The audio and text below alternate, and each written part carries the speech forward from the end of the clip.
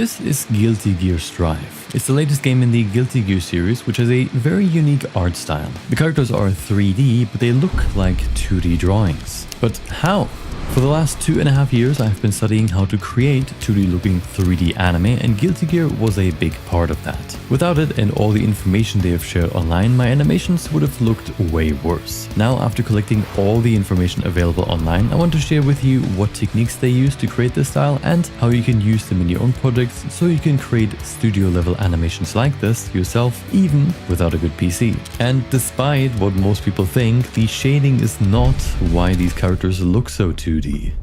So what is it that makes these 3D models look 2D? The name for this kind of 3D style is called NPR, which stands for non-photorealistic rendering or stylized rendering. The biggest problem with NPR styles is that each one has been created in their own unique way. So if you can't find info on how one has been created, you can only really make an educated guess. That's kind of what I've been doing for my Arcane and Naruto mobile videos, for example. Luckily for all of us, Guilty Gear's production is actually very well documented, so there's no speculation required. The techniques we'll cover in this video will be useful in probably 90% of your projects, whether or not you're a beginner to 3D anime and regardless of what version of Blender you're using. We will start with the basics and work our way up from there until you know everything you need to create your own 3D anime like Guilty Gear. Starting with this. A sphere with an outline, one light and one dark color. This setup is what actually creates the 2D look for most 3D anime models. And as a quick note, I will cover everything in this video from the perspective of a Blender user, but you can recreate this setup in other programs as well. To turn this into this, Guilty Gear uses three things. The first two are the direction of the light in the scene and the direction the surface of the object is pointing in. If we know what direction the light is coming from, we can then see what surfaces of the 3D object are pointing at the light to determine which areas are light and which ones are dark. The easiest way to do that in Blender is with a diffuse shader node. Now we have added lighting to the sphere with a smooth transition from light to dark. But we need a sharp edge for it to look like traditional anime cell shading. So we need to find a way to make every surface under a certain brightness fully dark and every surface above a certain brightness fully light. And that's where the third aspect of this setup comes in. We need a brightness threshold. Below the brightness threshold, the sphere is fully dark. Above it, the sphere is fully bright. And in Blender, that would look like this. The diffuse node creates the shading and the greater than node determines the brightness threshold, where the switch from dark to light happens. And to make these two nodes compatible, we need to use the shader to RGB node, converting the shader information into RGB colors, which the greater than node uses. And voila! The basic anime cell shader. Now, the last thing we need is a way to control the colors of the shading, which we can do by adding a mix RGB node to the end of the node setup like this. The basic setup is almost complete, but anime wouldn't be anime without line art. And to create it, Guilty Gear uses an ancient technique that is more than 25 years old by now. Remember how we use the light direction and surface direction of an object to calculate the shading? Now imagine looking from the perspective of the light source. You would only ever see the lit surfaces. The dark parts of the objects would never be visible to you. You wouldn't even know that they exist. And if you can't see them anyway, you don't need to render them. This technique is called backface culling, and it's used in video games to make them run smoother. But instead of the light source, they use the position of the player camera to calculate which surfaces need to be rendered. And this basic optimization technique is what Guilty Gear uses to its advantage to create their outlines. In 3D, the surface direction of an object is described by normals. If you have a plane like this, you can describe the direction it's pointing in by drawing a line like this. That's what you would call a normal. If you combine a bunch of these planes, you create a 3D model where every single one of these planes has its own normal. The 3D software generally calculates these normals automatically, but you can also edit them manually and invert them, for example. And what happens when you invert the normals of an object while also using backface culling? This. We can now see the inside of the model because the surfaces that point at the camera have been inverted. Now, if we combine both versions of the model and make the inverted one slightly bigger, we can always see the bigger one behind the smaller one. Then we just need to add back colors to both of them and the setup is complete. To create this kind of line art in Blender, we only need two things. First, a blank emission material with backface culling enabled and a solidify modifier applied to our model, which has flipped normals and the right material selected. And congrats! you have created the Guilty Gear look. If you want to learn even more deeply how exactly the setup works and how to set it up step by step, check out my free 3D anime course with the link in the description. If you apply the setup now to different models, you might notice that it doesn't really look like traditional anime. Because while the math within the shaders are always correct is just not good enough. And so while creating the basic look was rather simple, the next step is what actually defines the Guilty Gear style and makes it look so good. Kill everything 3D. If you find something that looks 3D, you just have to find a way to avoid it. We already have the basic setup, now we just need to refine it. So let's explore what techniques Guilty Gear uses and how you can use them for your own projects.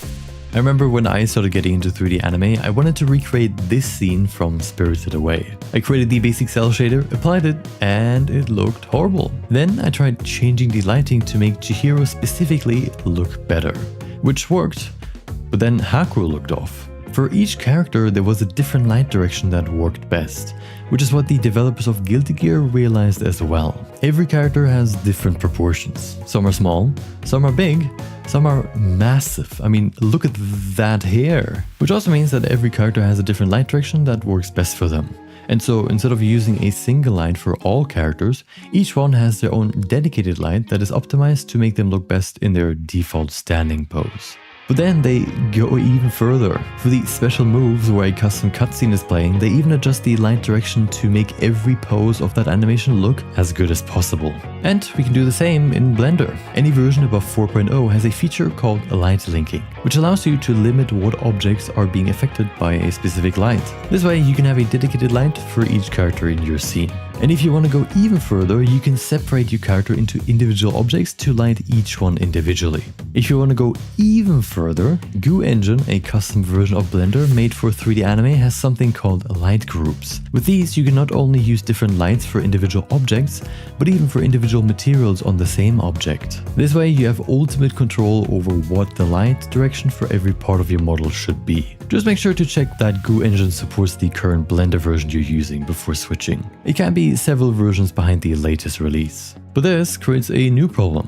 The surfaces of the models aren't just lit or unlit, they can also block other areas from being lit. So how does Guilty Gear deal with drop shadows? The first thing they do is separate these shadows into two types. Shadows cast onto the same model and shadows cast on the ground. Self-shadows can be very unpredictable depending on the character. Sometimes the shadows look good and sometimes they look horrible. So Guilty Gear uses a genius technique to make them correct every time. They just disable them. This might solve one issue, but it also creates another. Now areas that should never be lit all of a sudden have highlights. We'll get into how they avoid that in a second. Before, we still need to figure out the drop shadows on the ground. Since the light direction can vary between characters, Guilty Gear uses a separate light to cast the shadows of both characters onto the ground. This creates a bit of a problem for us. In Blender, we can disable shadows for each light to remove the self shadows, but this also removes the drop shadows on the ground. Keeping it enabled brings back the drop shadows, but also the self shadows. During my projects, I've found a couple of ways to fix this. The easiest way? Just disable all the shadows. Who needs drop shadows anyway? The second best way is to duplicate the character model, make it fully transparent and set its shadow mode to opaque. Now, if you change the original character model's shadow mode to none, the self shadows are gone and the drop shadow is still there. It's not a perfect solution, but it works, so yeah. But this still leaves us with the problem from earlier. If we can't use self shadows, how can we add shadows to the areas that should definitely have shadows? The solution to this problem is actually very simple, but it still took me 2 years to figure out. The only thing that creates the shading on the model, so whether a surface is lit or unlit, is the shader itself. And the answer is already in here. If we adjust one part of this, we have solved our problem. First, smooth shading is generated. Then, a threshold value simplifies this lighting into one light and one shadow color. And in the end, both colors can be adjusted to be any kind of color. I myself discovered the solution while creating my Demon Slayer animation. To save some time, I used the models from the Demon Slayer video games, and in the texture folder I found 3 textures. A texture for the light colors, a texture for the shadow colors, and this one. And for what would we use this texture? for the light threshold. If you change the threshold manually, more or less parts of the model are lit because the brightness level on the surface needs to be more or less bright. But just changing this value adjusts it for the whole model. Using a texture, we can adjust the threshold for all parts of the model individually, which means we can set a default threshold value and then use the threshold texture to make some parts always be in shadow. For the Demon Slayer models, this turns the shading on the characters from this to this. Guilty Gear, on the other hand, actually doesn't use textures.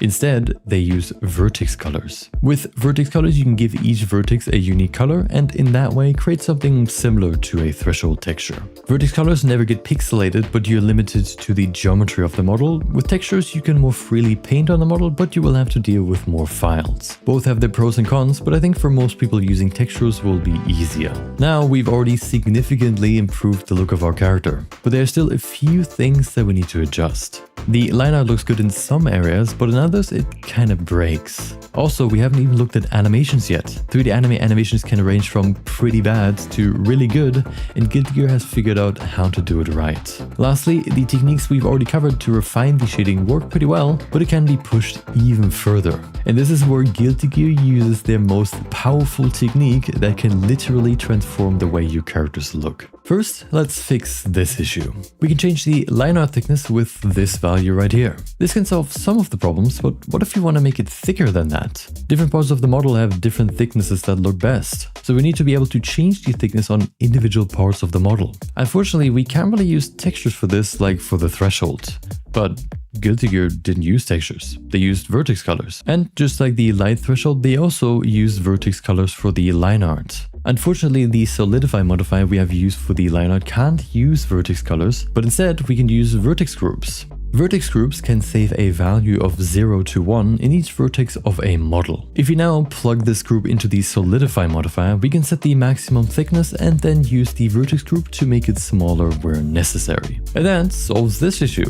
Now we have nice line art on the face, the hands, the torso, basically all around the model. But somehow it still looks a bit flat. Looking at these examples, there's something that the original characters have that is still missing for our model. And that's because the original setup was missing one important element. We have proper shading and proper outlines on the edges of the model. What we don't have yet are lines inside the model. And the inverted hole method we used so far to create the line art can't create those. So we need to use a second method. And just as a side note, in my 2.5 years of studying 3D anime, I've never seen anyone else use this second method of creating line art. To make it short, they are using textures. But that's not very special.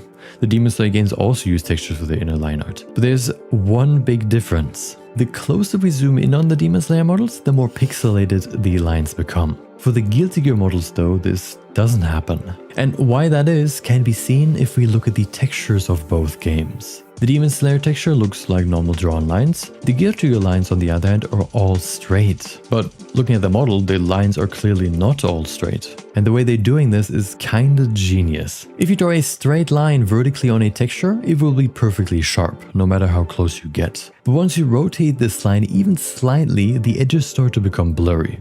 This is what you call anti-aliasing. For most textures, this is a good thing because it smoothes out sharp and jagged edges like this and creates a more clear look. But Guilty Gear wanted to keep all the lines as sharp as possible, so all lines had to be as straight as possible. And even though the lines are all straight on the textures, they can be curved on the model because of how they use UV maps. In short, a UV map tells the 3D program what part of a texture is supposed to be on what part of the 3D model. I've applied the same texture to this model, but you can't see the black bar anywhere because the UV map of the face is fully in the white area. But now let's say I want to add the line art to this area of the face. I can take these faces, align them with the black line, and once I move this edge over the black line, it also appears on the face without any pixelation. And that's how they added almost all of these lines on the model. This line here, for example, if you look at the UV map, you can see how it just slightly overlaps with the black line. And because the amount the UV map overlaps varies, the line thickness on the model also varies. The only downside to this technique is that you always need to have an edge exactly where you want to have lines on the model. But if you're comfortable with UV maps, it can add some really high quality line art to your model. Our character looks pretty good now, which means there's only 2 more things we need to cover.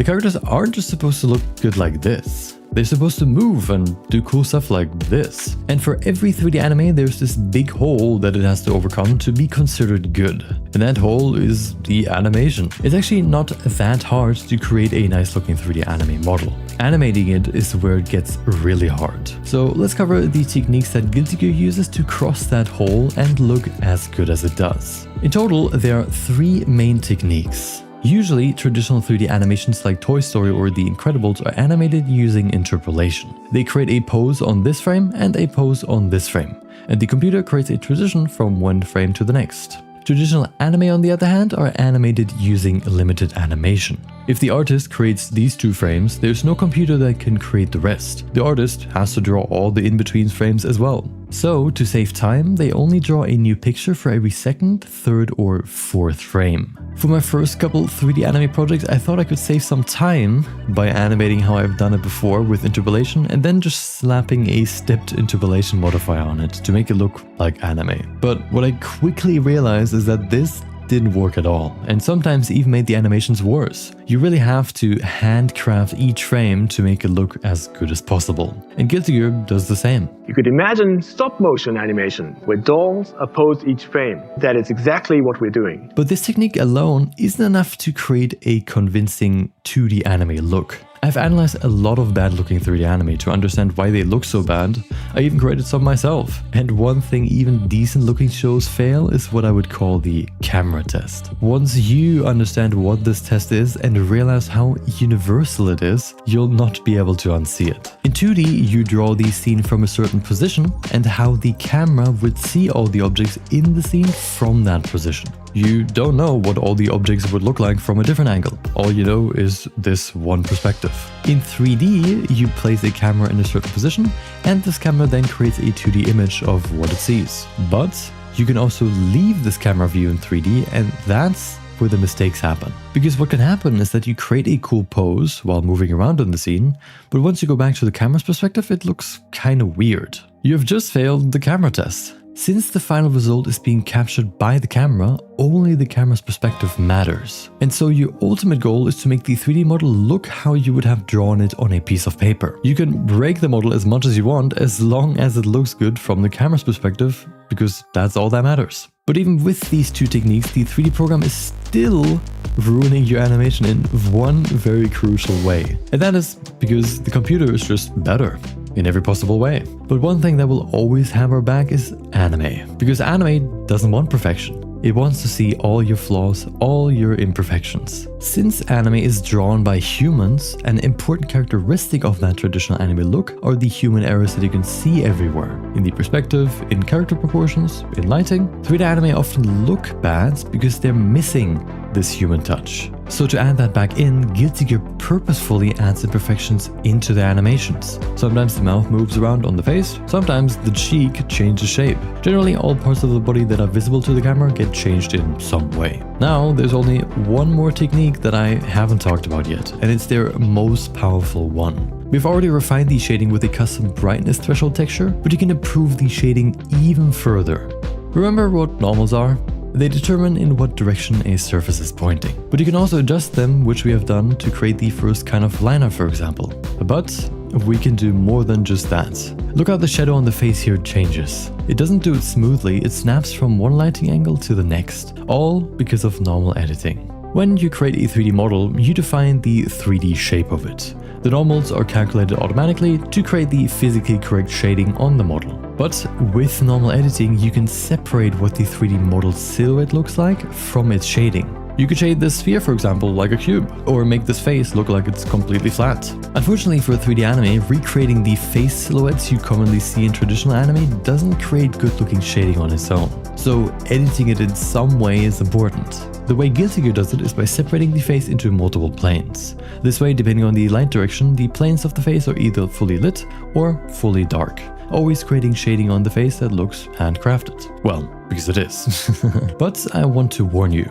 Editing normals like this can get pretty complicated. I've tried it myself for my Spirited Away and Berserk animations, and in my experience it's kinda unintuitive and tedious, which is why I haven't really done it since. But, if you're interested, feel free to try it yourself. And speaking of trying it yourself, now that you know what the main techniques are that Guilty Gear uses, let me give you some examples for how you can use them in your own project.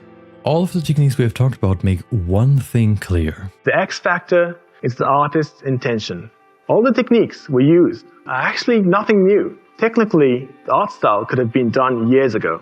What made the difference was the notion that the artist's intention was the X factor. What all the techniques we have covered here do is take the control away from the 3D software and back into the 3D artist's hand, into your hands. Because at the core, what makes anime look so good is not the technology used for it, but the time, skill, sweat and tears that artists put into it. The result you get from handcrafted work like this is not perfect, but exactly what's needed. If you're taking the human out of the equation, what you're getting is not anime. So if you're creating your own projects, don't just accept what Blender gives you. See how you can adjust it manually to make it look as good as possible. When posing your character, for example, look at it from the camera's perspective and ask yourself, would I have drawn it like this? If not, then adjust it. And if you don't know, see if you can find some references to compare it to. If your character's shading looks flat, maybe creating a custom threshold texture can add some more details like folds or wrinkles. Does the shading look weird on your character? Maybe completely disabling these shadows can fix it. Often no shadows are better than perfect shadows. If that isn't enough, maybe you could use line groups to customize the lighting for individual parts of the model. If your inverted whole line art looks a bit off, see if using a vertex group can help. And if your animation looks a bit flat, maybe breaking the model can create some more dynamic poses. When it comes to stylized rendering, what Blender calculates is just the starting point. Now you know how to take the end result into your own hands and make it even better than Blender on its own ever could. But these are actually not all the techniques that Guilty Gear uses. There are a couple smaller ones I haven't covered in this video because that would just take too long. Which is why in my next video we will be analyzing the actual geometry of the Guilty Gear models to learn exactly how they've been created. We will also get a little bit more specific with some of the techniques we've covered here and how to solve some of the issues you might run into while using them. If the video is already out, you can click on it right here. If not, I hope you look forward to it. Thank you for watching. Maybe I'll see you next time. See ya. Photorealism is great, but it's not the only route. If you look in different directions, there's a whole new horizon. You could be the pioneer that gets there first. The frontier is there, waiting to be discovered.